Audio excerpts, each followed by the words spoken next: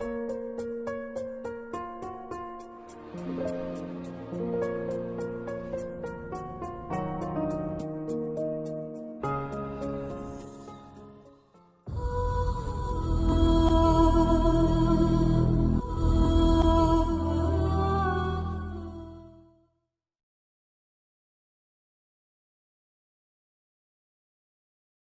తండ్రి, కృపగల దేవ, జీవం గల నాయన, పరిశుద్ధులైన మహాగొప్ప దేవ, ఈరోజు కొరకు ఏర్పాటు చేయబడినటువంటి మధ్యాహ్న వేళ ఈ సెషన్లోనికి మమ్మల్ని నడిపిస్తున్నందుకు స్తుతులు చెల్లిస్తున్నాము నాయన. మరొక వర్తమానం ద్వారా మేమందరం బలపడినట్లుగా మా జీవితాలను తండ్రి మరొకసారి ఆశీర్వదించమని వేడుకొనొచ్చు.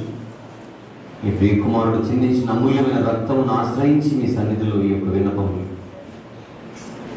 ఆ యేసుక్రీస్తు ప్రభు వారి పరిశుద్ధ నామములోనే సమర్పిస్తున్నాము తండ్రి. ఆమేన్. ప్రభునందు ప్రియులారా, వేదిక మీద ఉన్న దైవదాసులకు అలాగనే ప్రియులైనటువంటి విశ్వాసులైనటువంటి మీ అందరికీ కూడా యేసుక్రీస్తు ప్రభు వారి ప్రశస్తమైన నామములు మరొకసారి నా హృదయపూర్వక వందనాలు తెలియజేసి, మొదటి సెషన్లో మన యొక్క వర్తమాన జీవితం గురించి మనం మాట్లాడుకోవడం జరిగింది. కానీ వర్తమానంలోనికి మనము గత కాలంలో నుండి మనం ప్రవేశించాలని మనం మాట్లాడుకోవాలి. ఆ వర్తమానం అంటే ప్రస్తుతం మనము ఈ దేహమందు నివసిస్తున్నటువంటి ఈ కాలం, ఇది చాలా అల్పమైనదని మనం చూడడం జరిగింది. ఈ అల్పమైనటువంటి చిన్న జీవితంలో మనం పట్టించుకోవలసినవి పట్టించుకోకుండా అనవసరమైన వాటి మీద ఎక్కువగా మన మనసులు కేంద్రీకరించి మన జీవితాలను వ్యర్థపరచుకొనిచున్నామేమో పరిశీలించుకుందామని ఆ వర్తమానం ద్వారా మనల్ని మనం హెచ్చరించుకొని జాగ్రత్త పరచుకోవడం జరిగింది. ఇక ఈ మధ్యాహ్న వేళలో మరొక వర్తమానంలోనికి మనం ప్రవేశిద్దాం.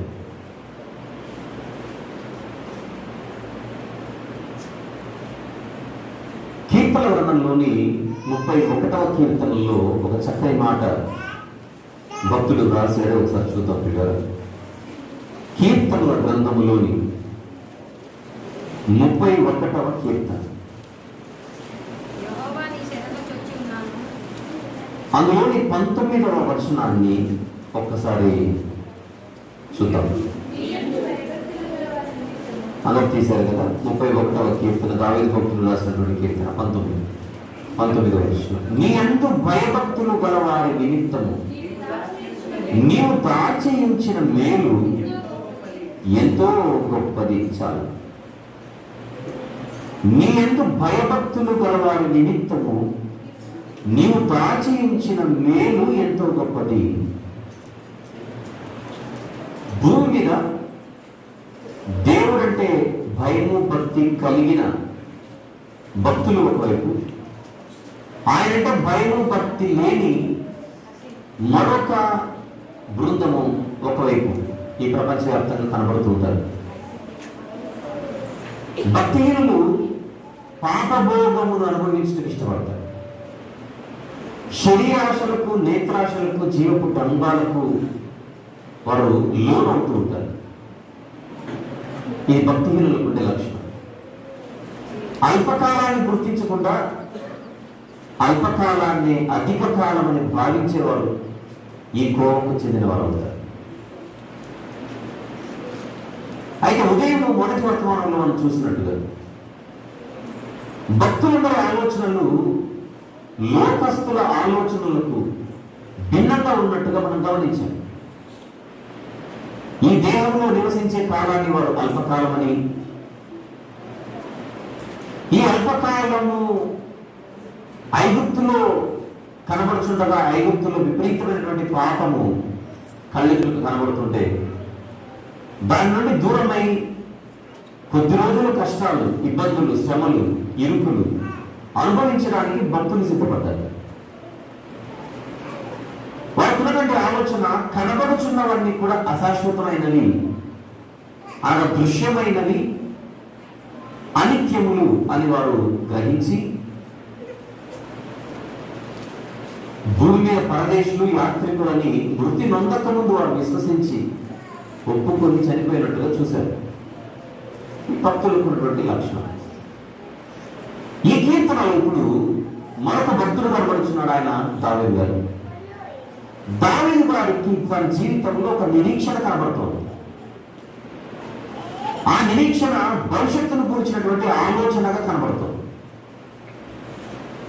ఆ విశ్వాసాన్ని ఇక్కడ 19వ వచనంలో ఆయన వ్యక్తం చేస్తున్నాడు. దేవా, నీ యందు భయభక్తులు గల వారి నిమిత్తము నీవు దాచి ఉంచిన మేలు ఎంతో గొప్పది. అంటే భక్తుల కొరకు దేవుడు ఒక మేలును దాచి ఉంచాడు అన్నమాట కనబడుతుంది. ఆయన దాచి ఉంచిన మేలు ఎంతో గొప్పది అన్నాడు, కానీ ఇంత గొప్పది అని మాత్రం తను కొలిచి చెప్పలేకపోయాడు. అనగా భక్తుల కొరకు ఏదో ఒకటి దాచబడి ఉన్నదన్నమాట. దాచబడి ఉన్నది. దాచబడిన మేలు భక్తులను వరించడానికి, అలంకరించడానికి ఎదురు చూస్తున్నట్టుగా అలంకార రూపకంగా మనం చెప్పవచ్చు.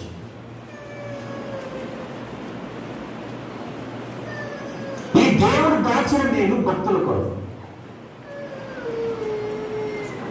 ఇది భక్తులకు ఉన్నటువంటి ఒక అద్భుతమైనటువంటి భరోసా. వర్తమాన కాలంలో భక్తులకు ఇబ్బందులు ఉండొచ్చు, ఉదయం చెప్పినట్టుగా.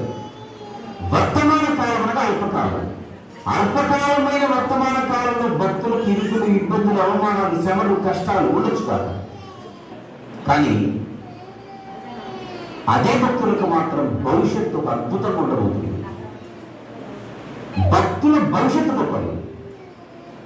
భక్తుల వర్తమానం ఇబ్బందులు ఉండొచ్చు, వర్తమానానికి ఇబ్బందులు ఉండొచ్చు, భవిష్యత్తుకు మాత్రం డోకా ఉండదు. నోవహు గారు ఓడగడుతున్నారు. నోవహు గారు ఓడగట్టేటప్పుడు చుట్టూనని సమాజంలో ఉన్న వాళ్ళ పరిస్థితి ఒకసారి ఊహించుకుందాం. వాక్యమే చెబుతుంది, వారు తినచ్చు, త్రాగచ్చు, పెళ్లిళ్ళ గురించినటువంటి ఆలోచనలు కలిగి ఉంది. విపరీతమైనటువంటి లోక సంబంధమైన ఆలోచనలతో బ్రతుకుతున్న తరం నోవహు గారిది అని వాక్యం సెలవిస్తాం. సమాజం అంతా ఒకవైపు ప్రయాణం చేస్తుంటే ఈయన మాత్రం రక్షణ అనే ఒక ఓడను కట్టుకుంటున్నాడు. ఎందుకోసం అని అడిగితే భవిష్యత్తు కోసం. ఈయన ఓడ కట్టేటప్పుడు సమాజం బాగుంది, బాగున్నట్టుగా కనపడుతుంది, ఏ ఇబ్బంది లేకుండా ప్రశాంతంగా కనపడుతుంది. తుఫాను వచ్చే ముందు వాతావరణం ఎలాగైతే నెమ్మది ఉంటుందో అలాగే నోవహు గారి తరము వారు ఏ ఇబ్బంది లేదన్నట్టుగా నిర్భయంగా జీవిస్తున్న కాలం అది. కానీ వారందరి మధ్య ఈ భక్తుడు మాత్రం భవిష్యత్తును గురించి ఆలోచిస్తూ ఆ భవిష్యత్తు కొరకు ఒక ఓడను చక్కగా కట్టుకుంటున్నాడు. తాను మాత్రమే కాదు, తన ఇంటి వారందరూ కూడా రక్షణనే ఓడలోనికి ప్రవేశించాలన్న ఆలోచన కలిగి ఉన్నట్టుగా నోవహు గారి గురించి బైబిల్లో చదవగలం. మళ్ళీ హెబ్రీ పత్రికలోనికి వెళ్తే 11వ అధ్యాయం, హెబ్రీలకు రాసిన పత్రిక 11వ అధ్యాయం. ఎవరైనా 7వ వచనం చదవగలరు?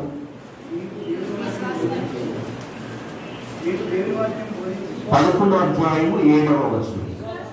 విశ్వాసమును బట్టి నోవహు అది వరకు చూడని సంగతులను గూర్చి దేవుని చేత హెచ్చరింపబడి భయభక్తులు కలిగిన వారై తన ఇంటి వారి రక్షణ కొరకు ఒక ఓడను సిద్ధం చేశాను.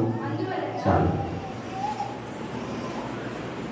అతి వరకు చూడని సంగతులను గూర్చి హెచ్చరింపబడిన వాడే. నోవహు గారికి అందిన సందేశం ఏంటి? నోవహు గారికి అందినటువంటి హెచ్చరిక ఏంటి? సమీప భవిష్యత్తులో ఒక ప్రమాణం భక్తిహీనులకు రాబోతోంది. భక్తిహీనులకు భవిష్యత్తులో ప్రమాణం, భక్తులకు భవిష్యత్తులో రక్షణ. భక్తిహీనులకు వర్తమానంలో ఆనందం, అది అల్పకాలం. అదే వర్తమాన కాలంలో భక్తులకు అవమానాలు, ఇబ్బందులు, హేళనలు, కష్టాలు.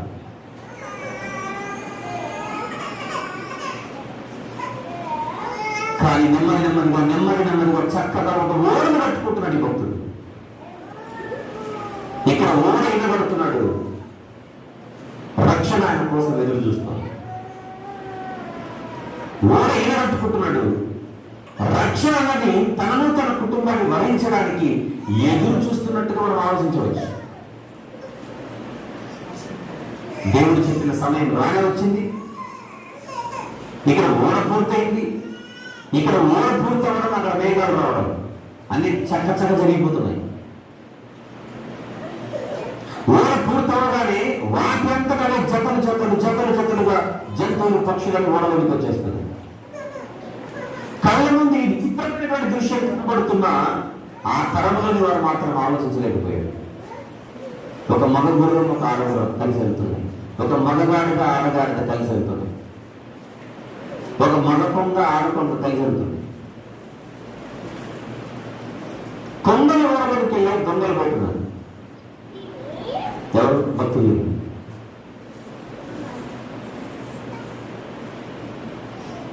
భవిష్యత్తు కోసం భక్తుని ఆలోచన, భవిష్యత్తును గురించిన ఆలోచన లేక వర్తమానంలోనే జీవించి నాశనం అయిపోయారు ఆ తరంలో. ఇలా బ్రతికితే భవిష్యత్తు ఏంటి, ఇలా బ్రతకపోతే భవిష్యత్తు ఏంటి? ఈ ఆలోచనలు కరువైన భక్తిహీనులు. ఉదాహరణకు బడిలో కూడా మీరు పిల్లల సంగతి చూస్తే, ఒక తరగతి గదిలో బాగా చదివే పిల్లలు ఉంటారు, చదువు నిర్లక్ష్యం చేసే పిల్లలు కూడా ఉంటారు. కష్టపడిగే పిల్లలు కష్టపడుతుంటారు పాపం, కానీ చదువు నిర్లక్ష్యం చేసేవాడు వాడికి పుస్తకాలు, చదువు ఇదంత భయమే ఉండదు. బడి గంట మోగిగా బయటికి వెళ్ళగలరా,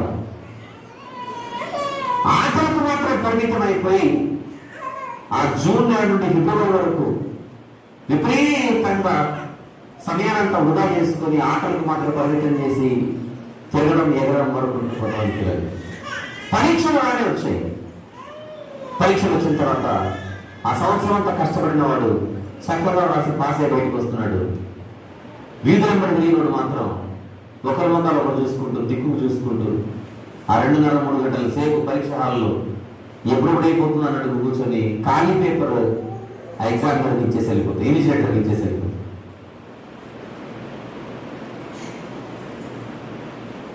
సంవత్సరం అంతా కష్టపడిన వాడు భవిష్యత్తు కోసం కష్టపడ్డాడు, పాస్ అయి బయటకు వచ్చాడు. భవిష్యత్తును గురించిన ఆలోచన లేని వాడు సరిగ్గా చదవట్లేదు, ఫెయిల్ అయ్యి వాడు తర్వాత అదే సంవత్సరం అదే వర్తమానంలో ఉండే పరిస్థితి అది దాపరిస్తాం.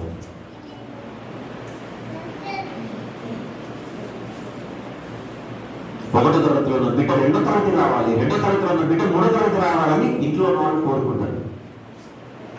పరీక్షలు అయిపోయిన తర్వాత బడికి వెళ్తే రిపోర్ట్ కార్డు ఇచ్చేటప్పుడు వాళ్ళు చెప్తున్నారు, మీ వాడు సరిగ్గా చదవలేదు, కష్టం, మరొక తరగతికి వాడిని ప్రమోట్ చేయాలంటే కష్టం, కనుక ఈ సంవత్సరం కూడా ఏ తరగతిలో ఉండాలంటే ఆనందం ఉంటుందా? ఆనందం ఉంటుందా? ఉన్న తరగతిలోనే ఉండడానికి మనం ఒప్పుకోం.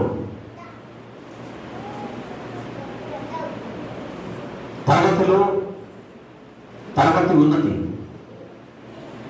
పై చదువులకు వెళ్ళాలి, పై తరగతులకు వెళ్ళాలి, పై చదువులకు వెళ్ళాలి, పై తరగతులకు వెళ్ళాలి. ఇక మన ఆలోచన. ఉద్యోగం వచ్చిందనుకోండి, ప్రమోషన్ కోసం ఆలోచిస్తారా, ఇంకా కిందికి వెళ్ళిపోవాలని ఆలోచిస్తారా? ప్రమోట్ అవ్వాలి. ఏ లెవెల్లోనే ఏ స్థాయిలో ఉండడం కాదు, నేను ప్రమోట్ అవ్వాలని నేను కోరుకుంటాను. కానీ ఆత్మీయ జీవితానికి వచ్చేసరికి మనం ఎందుకో వర్తమానంలో బతుకుతాం, కానీ నేను ప్రమోట్ అవ్వాలని ఆలోచన అనుకుంటాను. చదువుల్లో పైకి వెళ్ళాలి, ఉద్యోగాల్లో పైకి వెళ్ళాలి, వ్యాపారంలో పైకి వెళ్ళాలి, డబ్బుల సంపాదనలో నేను ఎక్కువ సంపాదించాలి. అన్ని విషయాల్లో ఎదుగుదల కోరుకుంటున్న మనము ఆత్మీయ విషయంలో మాత్రం ఏమాత్రం ఎదుగుదలను మనం కోరుకోవట్లేదు. 2 ఏళ్ల కింద ఉన్నట్టుగానే ఈ సంవత్సరం ఉన్నట్టుగానే నెక్స్ట్ సంవత్సరం ఉంది. ఎక్కడ వేసిన గొంగలు అక్కడ ఉన్నట్టుగానేనా జీవితం అంతా?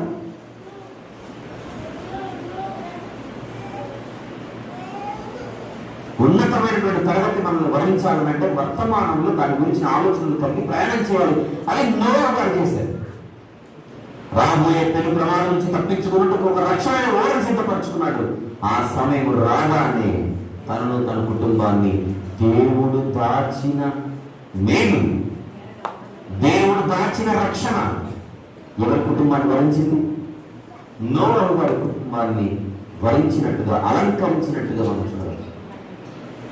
సొదొమ గొమొర్రా పట్టణాలలో నీతిమంతులైన లోతు గారు ఆ పాపపు ప్రపంచాన్ని చూసి ప్రతి దినము మనసులో నొచ్చుకుంటున్నాడు తన హృదయం.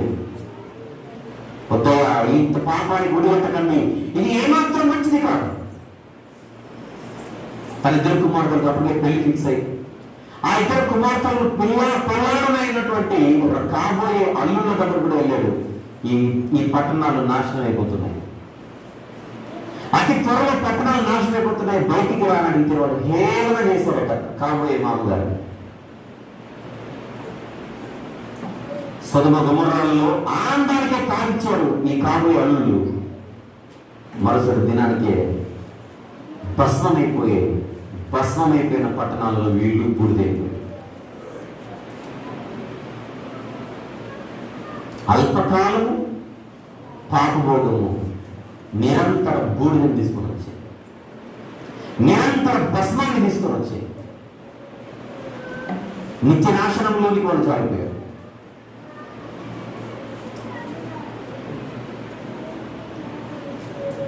ఇది చరిత్ర మన ముందు కనబడుతున్న చరిత్ర కనబడుతున్నటువంటి ఒక అద్భుతమైన పాఠం. భవిష్యత్తును గురించిన ఆలోచన.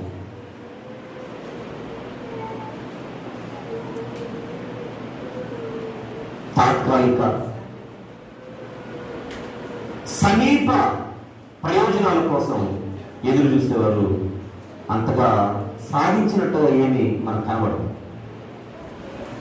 గమనిస్తున్నదా? తన యందు భయభక్తులు కలిగిన వారి కోసం దేవుడు దాచి ఉంచిన మేలు ఎంతో గొప్పది. పాత నిబంధనలో చిట్ట చివరి ప్రవక్తగా మనకు మలాకి గారు కనబడతారు. ఆ ప్రవక్త ద్వారా దేవుడు పలికించిన మాటలు ఏంటో కొన్ని చూద్దాం. మలాకి గ్రంథం దయచేసి 3వ అధ్యాయం.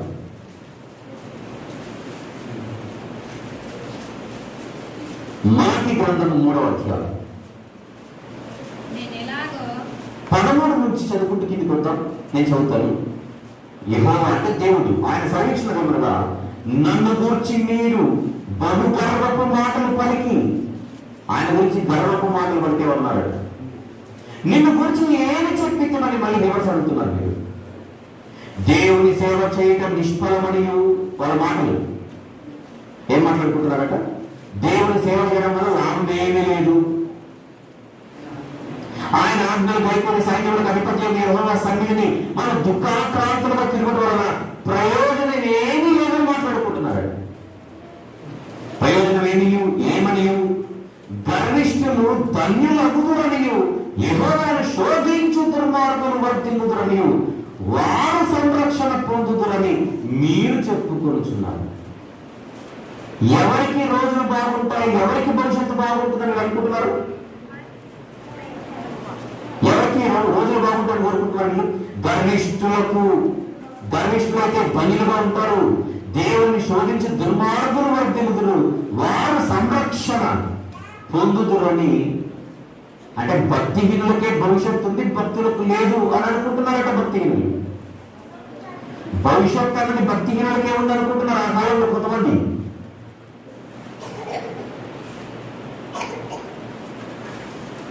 ఏం జరిగింది కింద? అప్పుడు యెహోవా యందు భయభక్తులు గల వారు ఒకరితో ఒకరు మాట్లాడుకుంటుండగా ఆయన చెవియొగ్గి ఆలకించెను.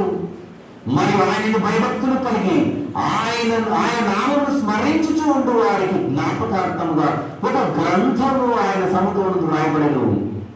ఏం జరుగుతుందో ఆలోచన అడిగితే, నేను నియమింపబో దినము రాగా, రా అర్థం ఏంటి? ఫ్యూచర్, ఆ కాలానికి భవిష్యత్తు. మలాకి గారి కాలానికి భవిష్యత్తు. ఏం చెప్తున్నప్పుడు, నేను నియమింపబో దినము రాగా వారు నావారై. ఎవరు నావారై? భక్తులు భక్తిహీనులు ఇతర కనపడుతున్నారు. కానీ భవిష్యత్తులో మాత్రం ఒక బృందమే నావారుగా ఉంటారు. ఎవరు? భక్తులు. వారు నావారై నా స్వకీయ సంపాద్యమైందురు. నా స్వకీయ సంపాద్యమైందురు. ఇది ఫ్యూచర్. వర్తమానంలో వీళ్ళ గర్వం కనపడుతుండొచ్చు భక్తిహీనులని. వర్తమానంలో వీళ్ళ గర్వపు మాటలు కనబడుతుండొచ్చు. వర్తమానంలో వారే మెరిసిపోతుండొచ్చు, వర్ధిల్లుతూ ఉండొచ్చు, పరమైనంత వాళ్ళే కనబడుతుండొచ్చు. కానీ నీకు ఫ్యూచర్ లేదరా అంటున్నాడు దేవుడు. భక్తి గిరులకు లేని భవిష్యత్తు భక్తులకు మాత్రమే ఉంది. ఏమన్నాడు ఇక్కడ? నేను నియమింపబో దినము రాగా వారు నా వారు నా స్వకీయ సంపాద్యమైందురు. తండ్రి తనను సేవించు కుమారుని కనికరించినట్లు నేను వారిని కనికరించునని సైన్యములకు అధిపతి అని యెహోవా సెలవిచ్చుచున్నాడు. ఒకరికే కనికరం దొరికేది భవిష్యత్తులో, ఇంకొకరికి దొరకదు. లోతు వారి కుటుంబానికి కనికరం దొరికింది, వారి రక్షణ వచ్చింది. బయటకు వచ్చిన తర్వాత ఆయన సతీమణి ఏం చేసిందనేది ఇప్పుడు ప్రస్తుతం. నోవహు గారి కుటుంబానికి కనికరము దొరికింది. అందుకే దేవుని ఎదుట నోవహు కృప పొందినవాడాయను అని కనబడుతుంటుంది బైబిల్. కటాక్షము పొందినవాడాయను. కృప, కనికరం, కటాక్షం. దేవుని కృపా కనికరాలు దొరికిన వారికి రక్షణ, అవి దొరకని వారికి ఉగ్రత. ఎన్ని బృందాల వారికి కనికరం దొరుకుతున్నట్టున్నారు భవిష్యత్తులో? ఇక్కడ ఒకరికే, ఒక బృందం వారికి. వారు నా వారైందురు, నా స్వకీయ సంపాద్యమైందురు, నేను వారిని కనికరించును. వారినే భవిష్యత్తు. అప్పుడు నీతి గలవారెవరో, దుర్మార్గులెవరో, దేవుని సేవించు వారెవరో, ఆయనను సేవించని వారెవరో మీరు తిరిగి కలదు. అప్పుడు తెలుస్తుంది మీకు, అప్పుడు తెలుస్తుంది మీకు. ఎంతో ఆయాసకరమైన మాటలు మాట్లాడుతున్నారు దేవుని విషయంలో మలాకి గారి కాలంలో. దీనంతటికీ కారణం భవిష్యత్తు ఎలా ఉండబోతుందో వారికి తెలియదు. ఫ్యూచర్లో చూపిస్తారు.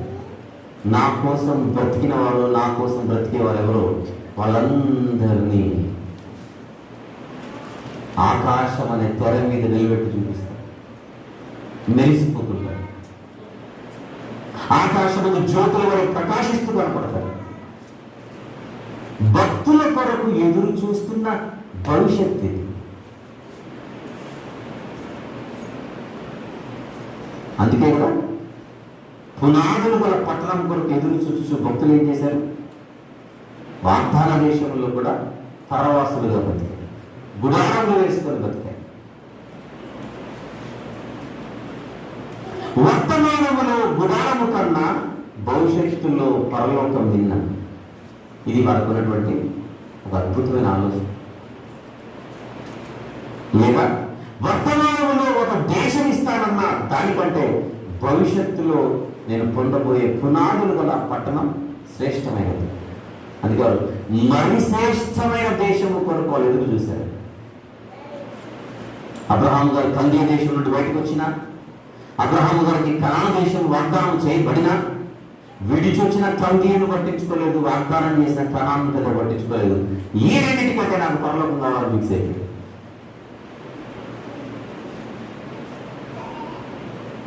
భవిష్యత్తు ఉంది. ఆ భవిష్యత్తు భక్తుల కోసం ఉంది. ఆ భవిష్యత్తు భక్తుల కోసం. 4వ అధ్యాయం, అదే మలాకి గ్రంథం 4వ అధ్యాయం మొదటి నుంచి.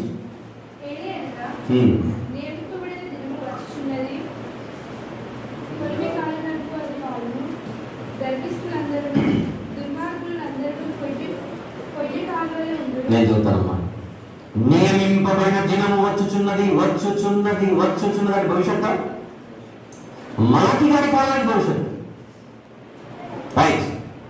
కొన్ని కాలున్నటువంటి కాలులు ఏ గర్విష్ఠులైతే నా గురించి ఇష్టానుసారంగా మాట్లాడుతున్నారో ఆ గర్విష్ఠులందరూ, దుర్మార్గులందరూ కొయ్య కాలువనే ఉందరు.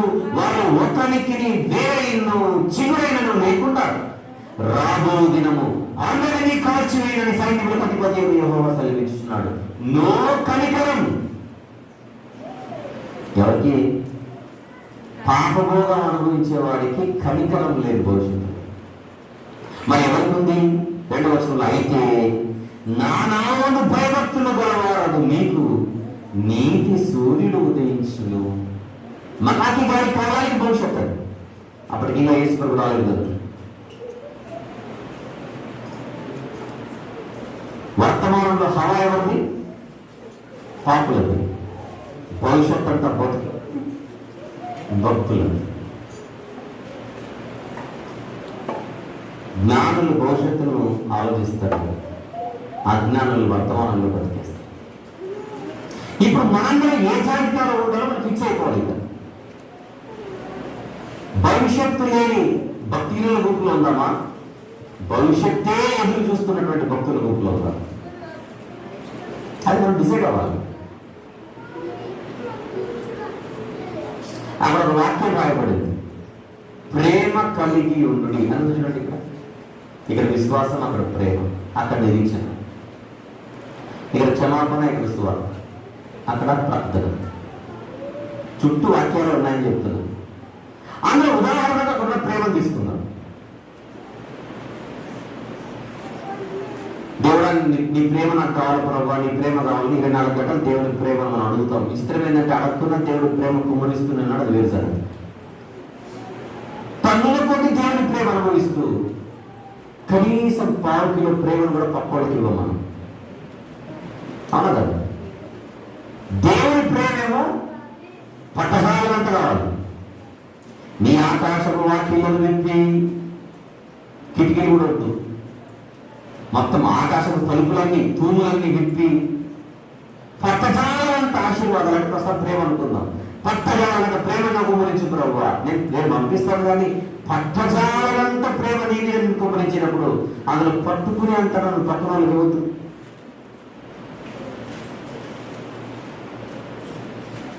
నిన్ను వల్ల నీ పొరుగు వాడిని ప్రేమించవచ్చు.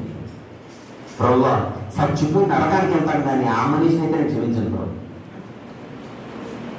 మన జీవితంలో కొంతమంది క్షమించట్లేదు చూడండి. మనం వాళ్ళ మీద విపరీతమైన కోపాలు, విపరీతమైన పగలు, ద్వేషాలు.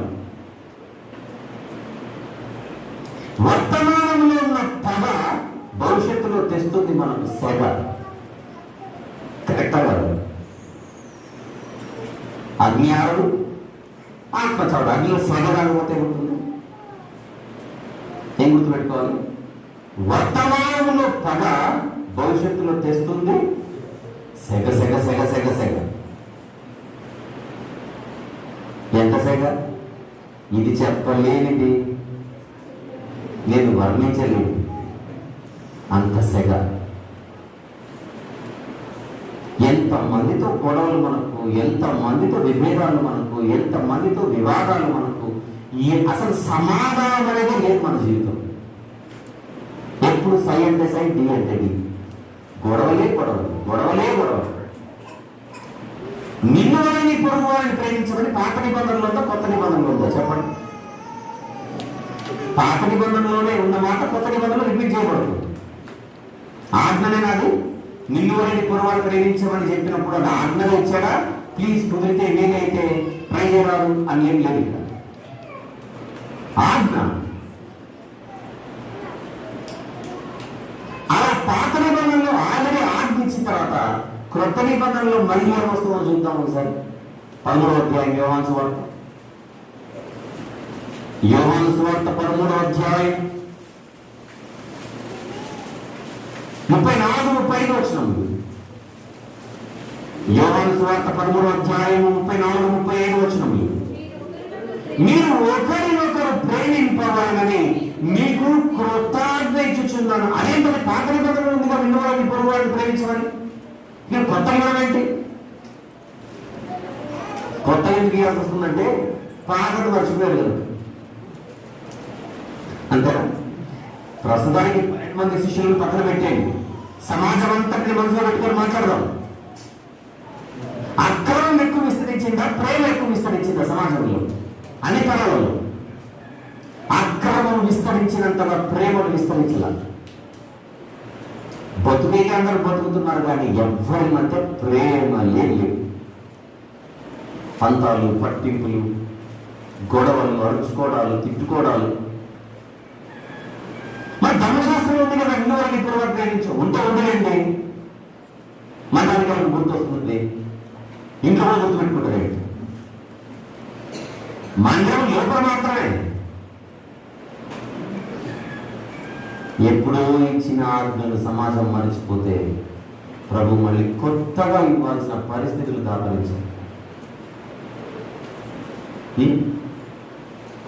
ఒకరినొకరు ప్రేమింపవలనని మీకు కొత్త ఆజ్ఞించుచున్నాను అని నెక్స్ట్ మాట, నేను మిమ్మల్ని ప్రేమించినట్టు మీరు ఒకరినొకరు ప్రేమింపవలను. అంటే రెండు పాయింట్, నా ప్రేమను మీరు బాగా పొందుకుంటున్నారు కానీ మీ ప్రేమను మాత్రం ఎవరు పొందుకోవట్లేదు. రిపోర్ట్ అదేనా, రిజల్ట్ అదేనా? నా ప్రేమేమో మీకు ఫుల్, పక్కన వాళ్ళకి మాత్రం మీ ప్రేమ నీళ్ళు. సమృద్ధిగా నా ప్రేమను అనుభవిస్తున్నారు, నీ పొరుగు వారికి మాత్రం అదే ప్రేమను పంచలేకపోతారు.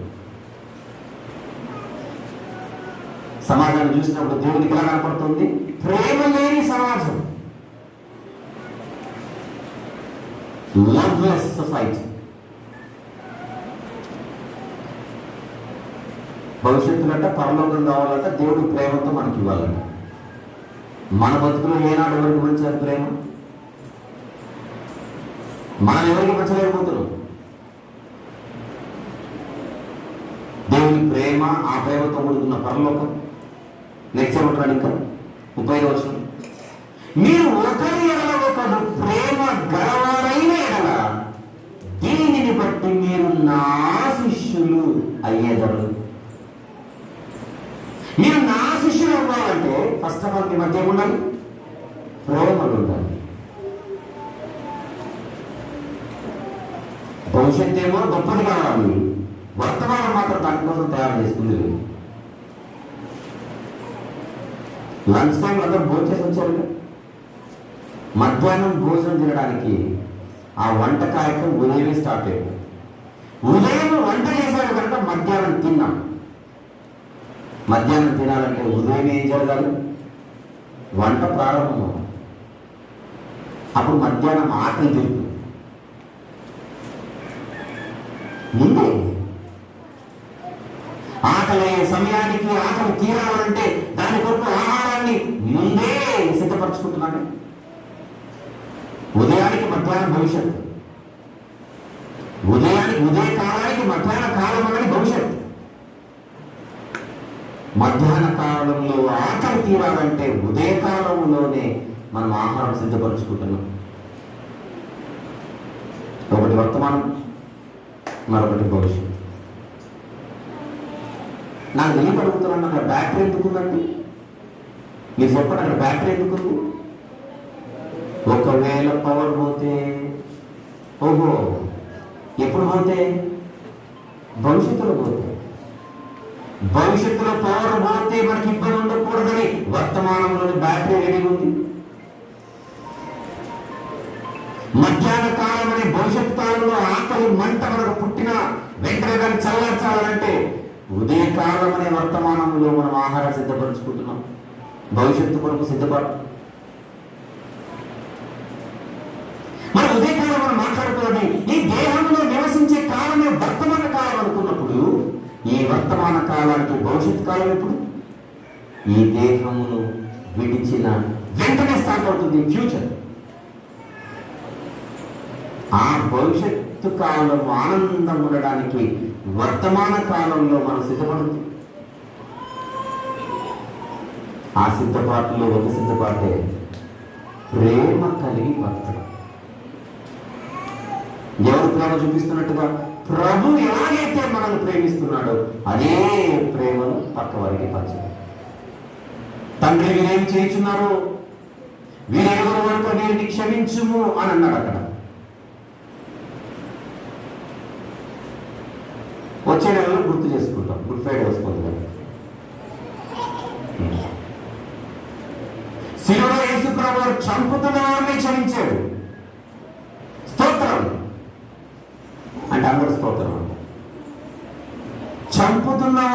మాటకు క్షమించాడు.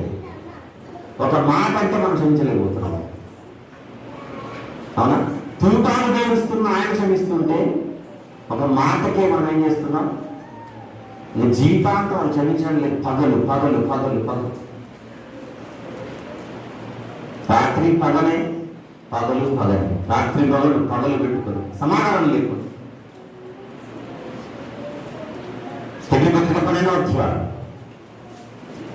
హెబ్రీయులకు రాసిన పత్రిక 12వ అధ్యాయం 14వ వచనం, హెబ్రీ పత్రిక 12వ అధ్యాయం 14వ వచనం, అందరితో సమాధానము కలిగి ఉండుటకు ప్రయత్నించండి. అందరితో సమాధానం ఉండమన్నాడు. అందరితో సమాధానం ఉండమన్నాడు.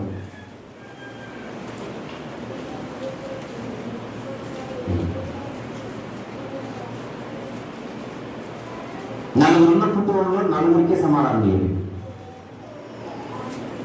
ఒకరింటి వారే ఒకరితో ప్రేమైపోతున్నారు, విరోధులు అవుతున్నారు.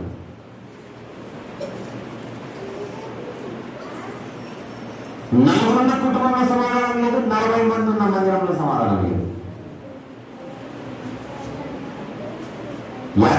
రాజకీయం అన్నట్టుగా ఎక్కడో సమాజంలో చూడాల్సిన రాజకీయాలని మందిరాలలోనే కనపడుతుంటాయి. మనం పడక, ఒకరంటే ఒకరికి పడక లేదంటారా ఇలాంటి పరిస్థితి?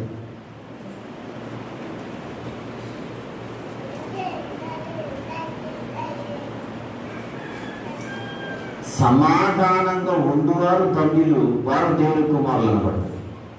కొంచెం అట్లా అర్థమవడానికి చెప్పారు. సమాధాన పరచువారు ధన్యులు, వారు దేవుని కుమారులు అనబడతారు. అంటే తన లోపలి మీనింగ్ లేదు. సమాధాన పరచువారే కాదు ధన్యులు, సమాధానం ఉండేవారు కూడా ధన్యులే. 24 గంటలు దా కొట్టుకున్నాం రా, చూసుకున్నాం రా, సై అంటే సై, డి అంటే డి అన్నాం అనుకోండి, ఈ దయ్యపు పిల్లల దేవుని పిల్లల?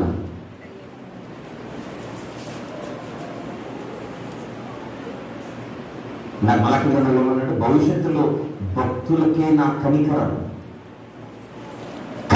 వారు ధన్యులు, వారు కనికరింపబడదు. కనికరము తీర్పుకు మించి అతిశయపడదు.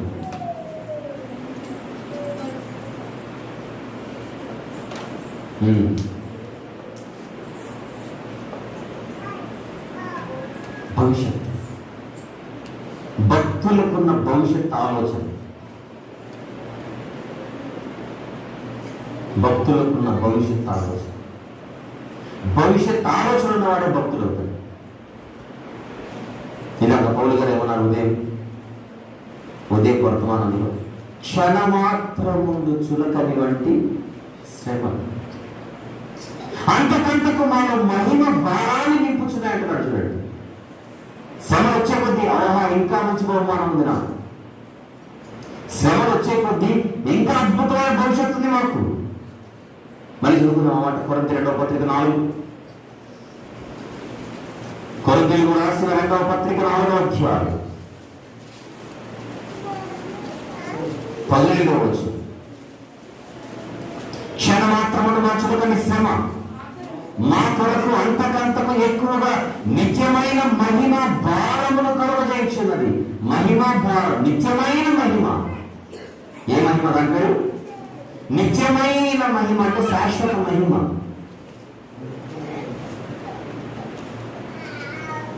దేవుడు ఇవ్వబోయే మహిమ శాశ్వతమైనది. ఆ శాశ్వతమైన మహిమ కోసం మా ఎదురు చూపు. అర్థం చేసుకుంటున్నాం కదా? భవిష్యత్తు కొరకు భక్తులే కాదు, భక్తుల కొరకు భవిష్యత్తు కూడా ఎదురు చూస్తాం. దేవుని కుమారుల ప్రత్యక్షత కొరకు సృష్టి మిగులు ఆశతో తేలి చూచుచున్నది.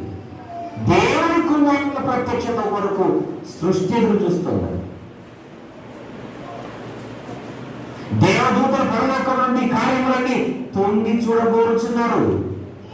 తెలిసిన మాట చెప్తున్నాను. భూమి మీద భక్తులకు సంబంధించిన విషయాలు, భూమి మీద రక్షణకు సంబంధించిన వ్యవస్థను చూడటానికి పరలోకము నుండి ఎదురు చూపులు.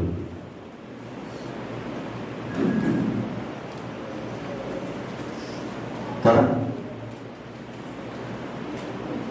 ఇక రెండున్నాయి. భవిష్యత్తు కొరకు భక్తులు ఎదురు చూడటమే కాదు, అసలు భవిష్యత్తు ఎదురు చూస్తాం.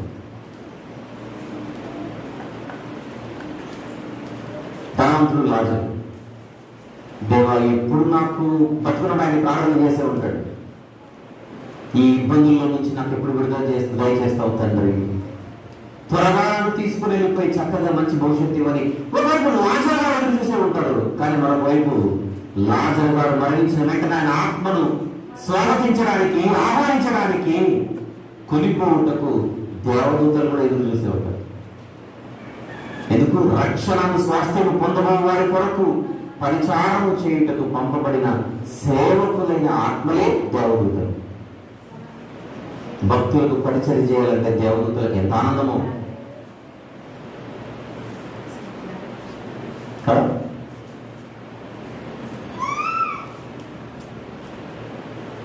ఇంత అద్భుతమైనటువంటి బహుమానం మన కోసం ఎదురు చూస్తుంది. పౌలు భక్తుడు ఎన్ని కష్టాలు అనుభవించడానికి చెప్పాల్సిన అవసరం లేదు. కానీ చెబుతున్న మాటలు కొన్ని మనం ఆలోచించే ప్రయత్నం చేద్దాం. తిమోతి గారికి రాసిన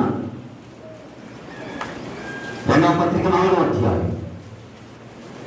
తిమోతి గారికి రాసిన 2వ పత్రిక 4వ అధ్యాయం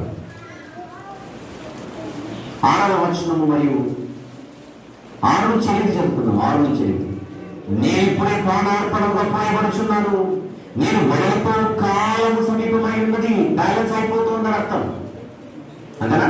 నా అల్పకాలము పూర్తవుచున్నది, మంచి పోరాటం పోరాడితిని. ఎప్పుడు? వర్తమానంలో, వర్తమాన కాలంలో మంచి పోరాటం పోరాడితిని, నా పరుగు కనముట్టించితిని, విశ్వాసము కాపాడుకుంటుని. ఇది జరగాలి వర్తమాన కాలంలో. వర్తమాన కాలంలో ఏ పోరాటం పోరాడాలి? మంచి పోరాటం పోరాడాలి. 2 పోరాటాలు ఉన్నాయి. పక్కలతో పోరాటం, పక్కింటితో పోరాటం, మందిరంలో ఒకరితో ఒకరు పోరాటాలు, పదవుల కోసం పోరాటం, పేరు కోసం ఆరాటం, గుర్తింపు కోసం ఆరాటం, కుర్చీ కోసం ఆరాటం. ఆరాటాలతో జరిగేవన్నీ పోరాటాలు. మీరు యుద్ధములను పోరాటములను దేని వల్ల కలుగుతున్నవి? మీ శరీరపు అవయవంలో పోరాడు భోగేచ్ఛల వలనే. పోరాటానికి వెనకాల శరీర కోరికలు.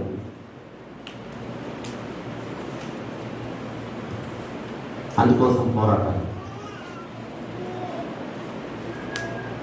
ఇవన్నీ మంచి పోరాటం ఏం కాదు. భర్తతో పోరాటం, భార్యతో పోరాటం,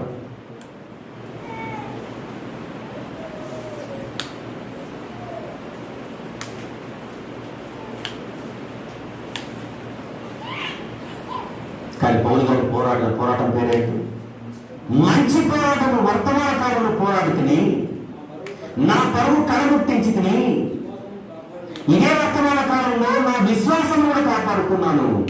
ఇక మీదట అంటే ఇక్కడ నుంచి అంటే ఫ్యూచర్, ఇక మీదట నా కొరకు నీతి కిరీటము ఉంచబడి ఉన్నది. నా కొరకు ఒక కిరీటం ఎదురు చూస్తాను. ఆ కిరీటం నాకు కావాలని నాకెంత కోరిక ఉందో, ఆ కిరీటం నా తలను వరించాలని కిరీటానికి కూడా అంతే కోరుకుంది. ఎదురు చూస్తున్న బహుమానం, ఎదురు చూస్తున్న మేలని, దేవుడు దాచి ఉంచిన మేలని. ఆ బహుమానము మనల్ని వరించాలి అంటే వర్తమాన కాలంలో ఏం జరగాలి? మంచి పోరాటం పోరాడాలి. ఇంకా మన పరుగును కడముట్టించాలి. మన విశ్వాసాన్ని మనం కాపాడుకోవాలి. ఇది వర్తమానం. ఇదేం చేయకుండా కిరీటం కావాలంటే ఏ ఊరు నుంచి వచ్చేవారు అడుగుతారు. ఏ ఊరిలో వచ్చారు, ఏ ఊరి నుంచి వచ్చారు, వర్కౌట్ అవుతుంది.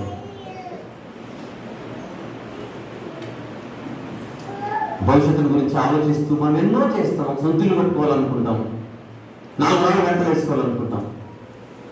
వయసు అయిపోయిన తర్వాత ఏదైనా పెన్షన్ వచ్చే అవకాశం నేను ఆలోచిస్తాం. కుదిరితే పాలసీలు పడతాం.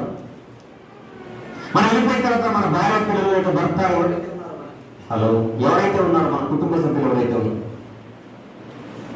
ఈ కుటుంబ సభ్యులు ఎటువంటి ఇబ్బంది లేకుండా ఉండడానికి మనం ఎన్నో జాగ్రత్తలు తీసుకుని వెళ్తాం. ఈ అందరి గురించి ఆలోచించి విచిత్రం ఏంటంటే మనం మన భవిష్యత్తు గురించి ఆలోచించుకుంటూ వెళ్ళిపోతాం. భార్య భవిష్యత్తు, భర్త భవిష్యత్తు, పిల్లల భవిష్యత్తు, అందరి భవిష్యత్తును ఆలోచించి అట్టర్ ఫెయిల్యూర్ లాగా మన ఆత్మ యొక్క భవిష్యత్తు గురించి ఆలోచించకుండా మనం ఎంత తప్పు చేస్తున్నామో ఒకసారి ఆలోచించండి. కొత్త బహుమానం, ఏ కిరీటం ఇది? నీతి కిరీటం అన్నాడు. ఏ గవర్నమెంట్ మరొక చోట అక్షయ కిరీటం. క్షయమైన కిరీటాలు ఉన్నాయి ప్రపంచంలో, అక్షయమైన కిరీటం. కొరింథీయులకు రాసిన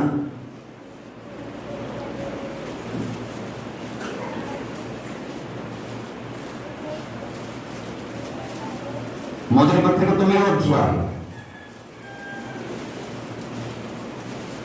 కొరింథీ మొదటి పత్రిక 9వ అధ్యాయం 25వ వచనము చూద్దాం. దయచేసి 25. మరియు పందమందు పోరాడు ప్రతి వాడు అన్ని విషయములందు మితముగా ఉండును. వారైతే లోక సంబంధులైతే క్షయమగు కిరీటమును పొందుటకును, మనమైతే అక్షయమగు కిరీటము పొందుటకు మితముగా, అంటే ఏం కట్ చేసుకోవాలో అది కట్ చేసుకుంటూ మన బౌండరీ లైన్ మనం గీసుకొని దాటకుండా జాగ్రత్తగా.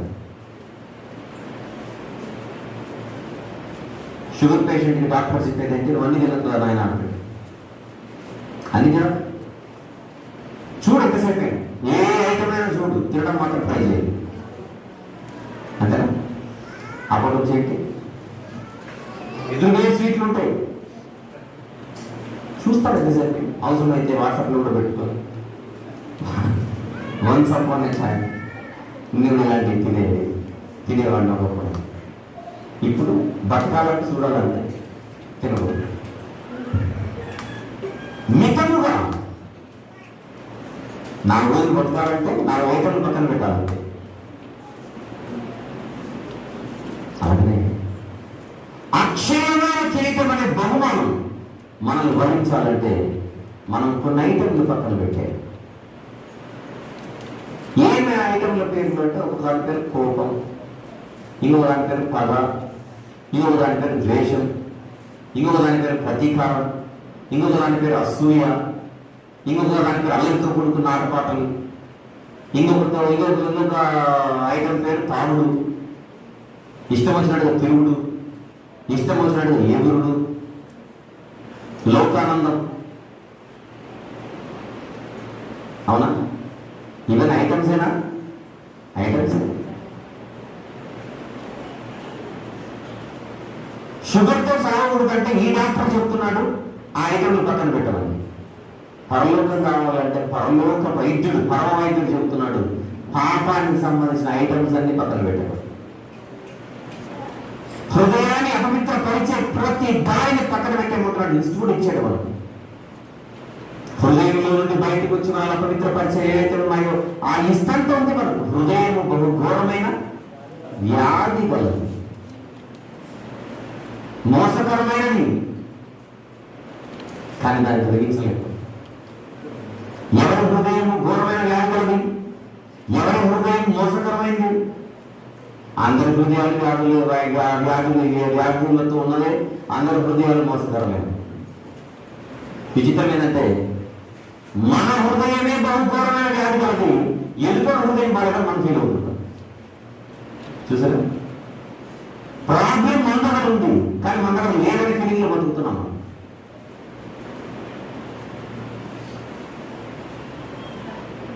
ఎదుటివాడి కంటిలో ఉన్నది నలుసు మాత్రమే. హలో, ప్రభు ఇచ్చిన రిపోర్ట్. ఎదుటివాడి కంటిలో ఉన్నది నలుసు మాత్రమే, కానీ నీ కంటిలో ఉన్నది దూరం. అలాగనే ఉంటే నువ్వు చెల్లించక తప్పదు భారీ మూల్యం. దీనంతటికి పాపమే మూల్యం కదా. ప్రాబ్లం అంతా మన దగ్గర ఉందని చెప్పాడా, పక్క దగ్గర ఉందని చెప్పాడా? పక్క కూడా ప్రాబ్లం లేదు అట్లా 1%, మన దగ్గర 99%. ఈ 99% పక్కన మీద 1% మీద మనం చర్చలు, సమావేశాలు, రచ్చలు చేస్తుంటాం. ఆయన మారాలి, ఆయన మారాలి, ఈయన మారాలి, ఈయన మారాలి, ఇలాగే ఉంటాయి లెక్క మనం అన్ని. వాళ్ళెవరో మారాలి, వీళ్ళెవరో మారాలి, వీళ్ళెవరో మారాలి అనుకుంటాం, కానీ నేను మారాలని ఆలోచన మనం చాలా తక్కువ చూడండి రావడం. కానీ సువార్తలో ఉన్న మెయిన్ కాన్సెప్టే మీరు మారు మనసు పొందుడి, పట్టోళ్ళు కాదు. మారు మనసు పొందుడు అనే సువార్త ప్రతి మనిషికి వచ్చిందా, పట్టోళ్ళకి వచ్చిందా? ప్రతి మనిషి మారు మనసు పొందాలి. అంటే ఎవరి మనసులు బాగోదు. నేను మారాలి అని నాకు ఉండాలి, మీరు మారాలి మీకు ఉండాలి. ఎవరికి వాళ్ళకి ఆ ఫీలింగ్ బలంగా ఉండాలి. వర్తమానంలో రావాల్సిన మార్పు రాకపోతే మన కోసం ఎదురు చూస్తున్న అక్షయ కిరీటం మన వరకు రాలేదు. మన కోసం ఎదురు చూస్తున్న నీతి కిరీటం మన వరకు రాలేదు. మన కోసం ఎదురు చూస్తున్న జీవ కిరీటం మన వరకు రాలేదు.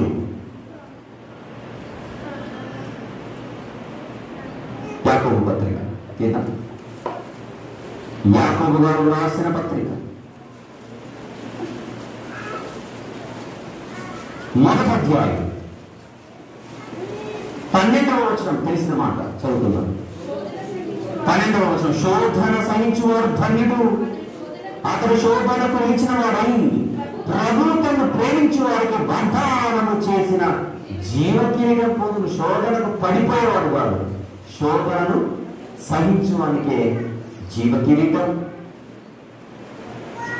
వాగ్దానం ఎదురు చూస్తుంది మన కోసం.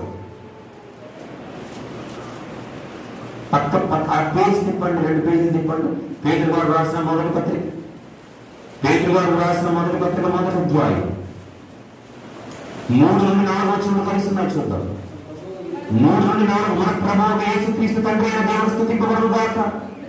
మృతులలో నుండి యేసుక్రీస్తు తిరిగి లేచుట వలన జీవముతో కూడిన నిరీక్షణ మనకు కలుగునట్లు, అనగా అక్షయమైనది నిర్మలమైనది వాడబారనిదియు నైన స్వాస్థ్యము మనకు కలుగునట్లు ఆయన తన విశేష కనికరము చొప్పున మనలను మరలా జన్మింపజేసిన పాపముల చేతన అపారముల చేత స్వచ్ఛమైన స్థితిలో ఉండటం మరలా ఆయన జన్మింపజేసింది దేనికోసం అని అడిగితే, అక్షయమైనది నిర్మలమైనది వాడబారని స్వాస్థ్యం మనకు కలగానే ప్రభు ఈ లోకానికి వచ్చి మనందరి కోసం రక్తం చెందించి ప్రాణం పెట్టి సమాధి చేయబడి తిరిగి వచ్చాడు. యేసు ప్రభు యొక్క మరణ సమాధి పునరుత్థానములు ఎందుకు జరిగాయి అని అడిగితే, అక్షయమైన స్వాస్థ్యం, నిర్మలమైన స్వాస్థ్యం, వాడబారని స్వాస్థ్యం మనలను వరించుట.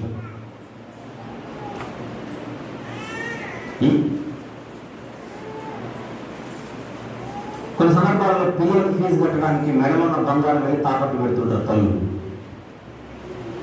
బంగారం ఎందుకు వదులుకుంటుంది అక్కడ?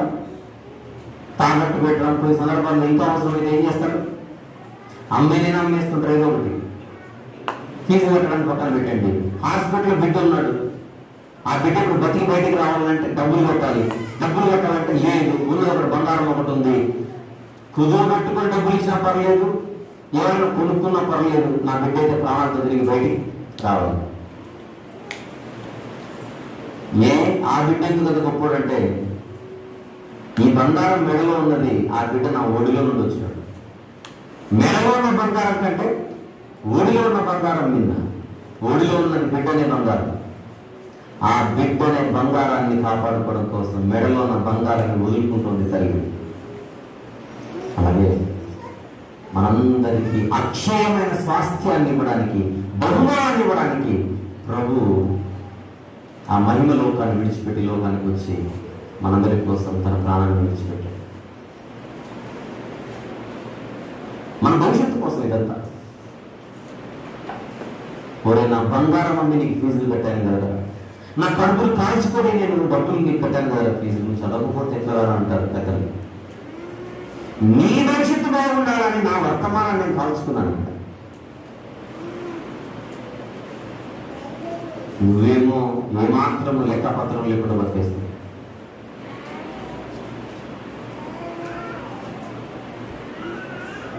ప్రభు మన కోసం శిలువలో చేసిన బలియాగం అదే, ప్రాణత్యాగం అదే. మన భవిష్యత్తు బాగుండాలి. మనమేమో భవిష్యత్తు గురించిన ఆలోచన లేకుండా బతికేస్తే ఈ బహుమానాలన్నీ మనల్ని ఎలా భరిస్తాయి? నిజమైన భక్తులు ఎప్పుడు భవిష్యత్తు గురించి ఆలోచించారు, వర్తమానం గురించి ఆలోచించాలి. ఏ జాబితాలో ఎవరి జాబితాలో మనం ఉండాలో డిసైడ్ చేస్తాం, నిర్ణయించుకుంటాం. కొన్ని సందర్భాల్లో మనం ఆలోచించవలసినవి ఆలోచించని పరిస్థితులు ఉన్నప్పుడు ఇలాంటి సదస్సులు మనకు సహాయం చేస్తాయి. అందుకే బైబిల్ విజ్ఞాన సదస్సు, ఒక్కరోజు బైబిల్ విజ్ఞాన సదస్సు ఇది. బైబిల్ అంటే మన బ్రతుకు పుస్తకం. ఆ బ్రతుకు పుస్తకంలో మన జీవిత సూత్రాలకు సంబంధించిన విజ్ఞానం ఉంది. ఆ జ్ఞానాన్ని అందించడానికే క్రమం తప్పకుండా జరిగే సభలు, కూడికలు, సదస్సులు ఇలాంటివి. ఇవన్నీ మనల్ని ఇంకా గొప్పగా ఆలోచింపజేయాలి, మనల్ని ఇంకా తట్టాలి, మనల్ని ఇంకా మేలుకొల్పాలి. అందుకోసం ఈ ప్రయత్నం ఈరోజు 2 మాసాల కింద మనం కలుసుకుందాం, మంచి మాటలు విన్నాం. ఆ రోజు 2 మాసాల తర్వాత మళ్ళీ కలుసుకున్నాం. ఈరోజు మొదటి వర్తమాన కాలం గురించి మాట్లాడుతున్నాం. రెండవ వర్తమానం భవిష్యత్తు కాలం గురించి మాట్లాడుతున్నాం. వర్తమానాన్ని వృధా చేసుకోకుండా మన భవిష్యత్తును వాక్యం చేత నిర్మించుకోవాలి.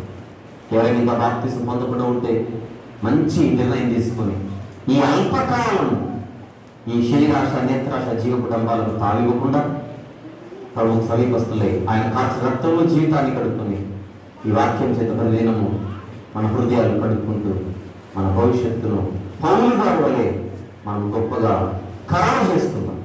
ఆయన గ్యారెంటీ చెప్పేస్తున్నటువంటి నా కొరకు నీతి కిరీటము ఇప్పుడు ఎదురు చూస్తాం.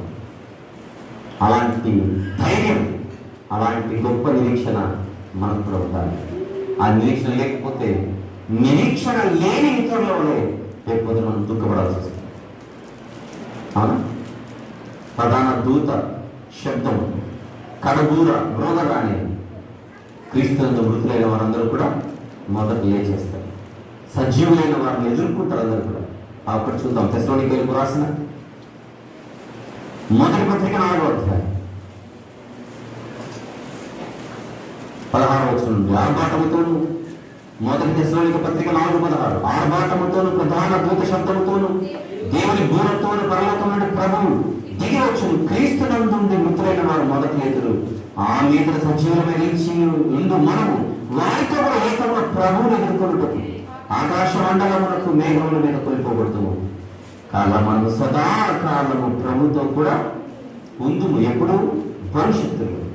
కాబట్టి మీరు ఈ మాటల చేత ఒకరినొకడు ఆదరించు. సువార్తమ్మగా పిలువబడినటువంటి మల్లమ్మ గారు ఈ రోజు నుండి కొద్ది రోజులు మనకు కనబడకపోవచ్చు, కానీ ప్రభు వచ్చినప్పుడు మళ్ళీ మనందరం భక్తుల గుంపులో ఉంటే వారందరిని ఎదుర్కొని భవిష్యత్తులో సదాకాలము ప్రభు సన్నిధిలో ఉండే ఒక గొప్ప భవిష్యత్తు మనకు ఉంది. దాన్ని పాడు చేసుకోకుండా కాపాడుకుంటాం, పాడు చేసుకోకుండా కాపాడుకుంటాం. సద్దుకైన వాళ్ళు ఉండేవారు ఒకప్పుడు. వాళ్ళు పునరుత్థానం లేదని ఆలోచించేవారు. మన బతుకులు సద్దుకైల బతుకులు అయితే కాదుగా, పరిశుద్ధుల బ్రతుకుల, సద్దుకైల బ్రతుకుల. మనం పరిశుద్ధుల బ్రతుకు అంటే భవిష్యత్తు. ఆ జాబితాలో ఉండాలి. సద్దుకైల జాబితాలు ఎటువంటి పరిస్థితుల్లో వద్దు. వారి భవిష్యత్తుల గురించిన ఆలోచన లేదు. ఎప్పుడు వర్తమానంలో బతికేవారు. వర్తమానమే జీవితం, వర్తమానమే ముగింపు అనుకుంటారు. భవిష్యత్తును గురించిన చింత, ఆలోచన, జ్ఞానం, పరితాపం ఏమాత్రం లేని పరిస్థితి వారు. అలాంటి వారు జాబితాలు చరిత్రలో మనం కనబడకుండా మెరుగైన కనబడాలి, మెరుగైన స్థితిలో కనబడుతుంది. మనల్ని మనం సిద్ధపరచుకుంటాం. అందరికి ఆయుష్ ఉంటే ప్రభుత్వం ఆలస్యమైంది, ఇది కట్ అవుతుంది బాగా. మనందరికి ఆయుష్ ఉంటే ప్రభు యొక్క రాక ఆలస్యమైతే మరల మనందరం కలుసుకోవడానికి దేవుడు తన ద్వారాన్ని మళ్ళీ తెరుచును గాక. మనందరి ఎడల తన కృపను మరింత సమృద్ధిగా కుమ్మరించును కాక. చిన్న ప్రార్థన చేస్తాను, తర్వాత సహోదరి ప్రేమ గల తండ్రి.